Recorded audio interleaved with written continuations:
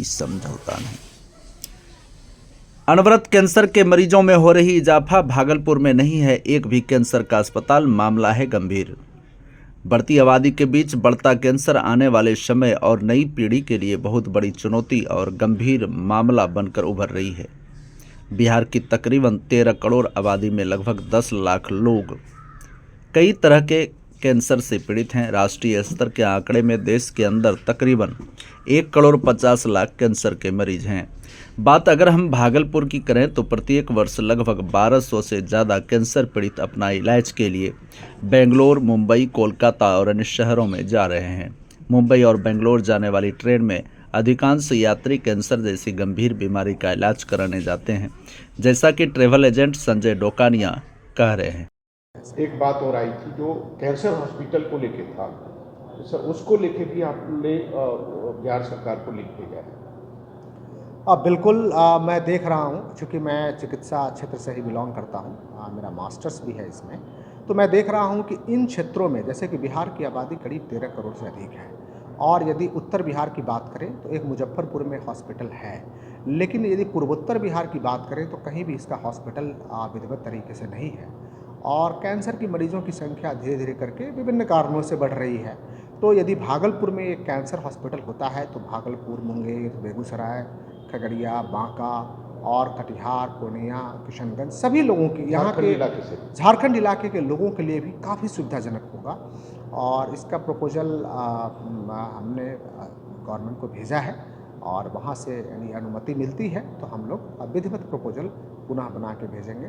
ज़मीन भी हम लोगों ने लगभग चिन्हित कर रखा है, लेकिन प्रपोजल निर्देश आजकल जो जीवन शैली जो हम लोग जो वेस्ट की तरह जो अपनाते हैं, जो नई बच्चियां सब हैं, उनमें स्मोकिंग की प्रथा, फिर अल्कोहलिज्म, ये सब बहुत आम हो गई है। तो खैर ये तो किसी तरह नेगेटिव इम्पैक्ट है ही, पूरे शरीर पे है।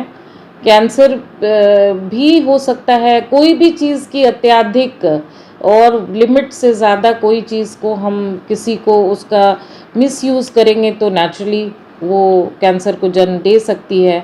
बहुत सारे ऐसे टॉक्सिक केमिकल्स हैं जो कि हमारे चारों तरफ हैं। मतलब एज ऑफ प्लास्टिक, सबसे पहले तो हमें प्लास्टिक को अपनाना नहीं था, अब हमने उसको 20 साल से अपना लिया। तो जो उसमें जितनी भी थैलेट्स होते हैं और भी जो जिसको हम कहते हैं ईस्ट्रोजन प्रोडक्ट्स, और जिसे हम कहते हैं कि वो टॉक्सिक एलिमेंट्स है, वो उसकी लीचिंग होती है बॉडी में और वो फ्री रेडिकल इंजरी करते हैं सेल्स को। तो वो सारी चीज़ें वो एज ऑफ प्लास्टिक में हम पिछले 30 सालों से हैं। तो ये सारी चीज़ें हमें नुकसान ऑलरेडी पहुंचा चुकी हैं। हमें वापस अपनी जीवन शैली को उसी ट्रैक पे लाना है जो आज से हमारे माँ बाप किया करते थे। या है कि डीएम साहब ने चिकित्सक की भूमिका इस इतने ये बहुत ही गौरवपूर्ण बात है और हम लोगों को फख्र करना चाहिए कि अगर उन्होंने ऐसा किया है तो उन्होंने अपनी जिम्मेदारी इस हैसियत से निभा ली है पूरी की पूरी, कि अगर वो इस काम को आगे बढ़ाते, इसको एग्जीक्यूट कर देते हैं और इसको एक ट्रैक पे चढ़ा देते हैं, तो हम ऐसा उम्मीद कर सकते हैं कि हाँ, हमें फ्यूचर में ये सारी चीज़ें उपलब्ध होंगी। और उन्होंने अपना बहुत बड़ा अपना हक अदा कर दिया, एक चिकित्सक होने के हैसियत से, साथ में डीएम होने के हैसियत से, कि वो उन्होंने पब्लिक के लिए सोचा, चिकित्सक होने के हैसियत से कि उन्होंने स्वास्थ्य के बारे में सोचा। मेरे पास भी आते हैं, भैया कैंसर हो गया है, कंसेशन हमको चाहिए। कोई कागज़ दिखाते हैं, बोलते कैंसर हो गया है, हमें कोई कंसेशन, मतलब कंसेशन वो हॉस्पिटल ही दे सकती है। वो जिसके वो कैंसर से जुड़ा हुआ पेपर लिखा होता है। हाँ, वो कैंसर से जुड़ा हुआ पेपर होता है। वो सर्टिफिकेट, जैसे मुझे एक पेशेंट ने दे के गया है कि आप कैंसर का सर्टिफिकेट, मुझे टिकट बनानी है, उसका डेट फिक्स नहीं आया, मैं आपको एक कैंसर का सर्टिफिकेट दिखा रहा हूँ किस टाइप का होता है।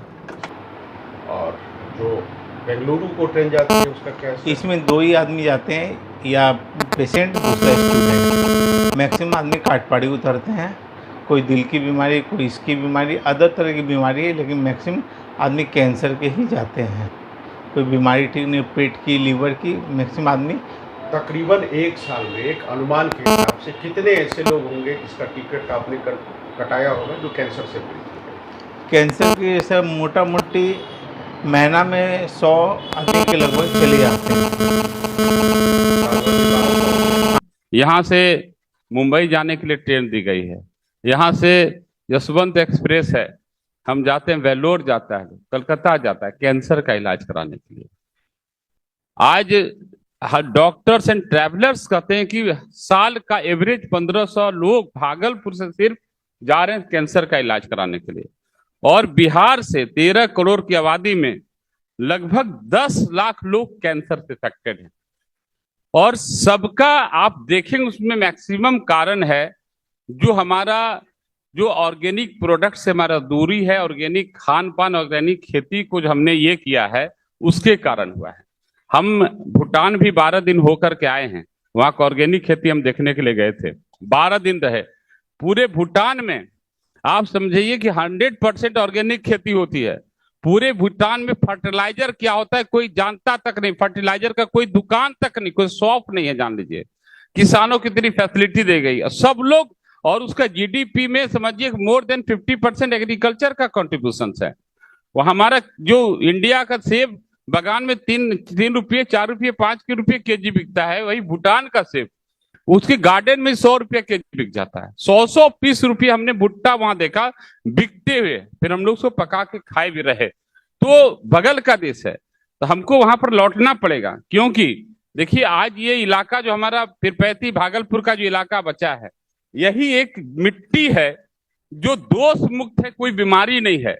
लेकिन ये बाढ़ के दिनों में जो बाढ़ आता है, बाढ़ की पानी आती जगह जगह से, आज यहाँ का भी जो सॉइल जो है आर्सेनिक और फ्लोराइड इफेक्टेड हो गया है। लगातार आर्सेनिक और फ्लोराइड का प्रोडक्ट बढ़ते जा रहा है।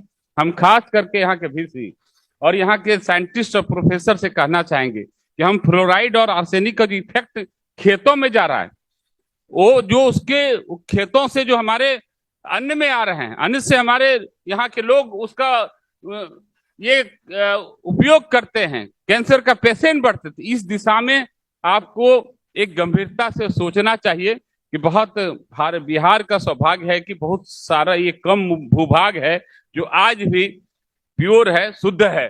जो आप बताएं कि जहां पर ग्रीन रेवोल्यूशन हुआ, चाहे वो हरियाणा हो, चाहे पंजाब हो, चाहे राजस्थान का श्रीगंगानगर का एरिया हो, पश्चिमी उत्तर प्रदेश हो, लेकिन उससे भी उत्तम क्वालिटी का सॉइल जो है हमारे इलाके में पाया जाता है।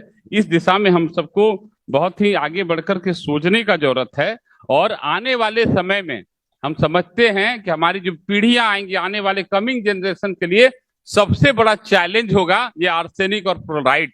और उस चैलेंज से, उस आपदा से कोई बचा सकता है तो आप जैसे जो है कि इनोवेटर्स, फार्मर्स ही बचा सकते हैं। आप लोग इस दिशा में आगे बढ़ रहे हैं, बहुत खुशी हो रही है। हम लोगों से जो भी